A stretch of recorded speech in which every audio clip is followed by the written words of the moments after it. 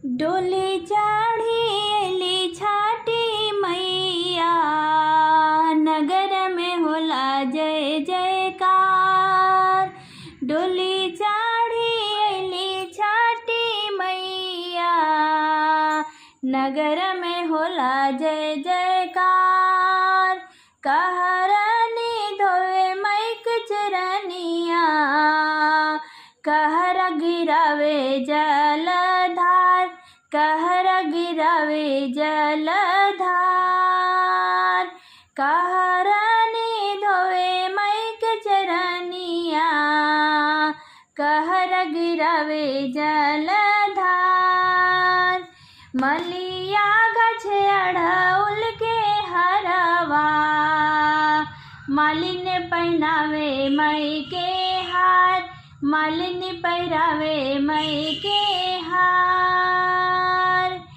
डोली चढ़ी अली छठी मैया, नगर में होला जय जयकार। दूध दही लिहले सजौवे, बाड़ी गोलिन बिटिया खाड़, बाड़ी गोलिन बिटिया खाड़। छठी माई के करेली सिंगरवा, मनिहारिन गीतिया गाई, मनिहारिन गीतिया गाई। दर्जनी ओढ़ावेली चुनरिया, आचर जड़ल हीरा लाल, आचर जड़ल हीरा लाल। सुप में सजाई फला फुलवा, बाड़ी कुंजड़नी खाड़, बाड़ी कुंजड़नी खाड़। जूटा लगौआ नगरिया, पूज सब छठी मई के पाँव, पूज सब छठी मई के पाँव।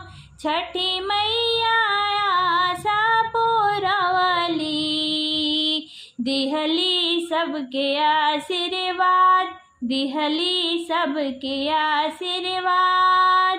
पाई के आशीष छठी मैया से, सब ही भइले खुशहाल, सब ही भइले खुशहाल।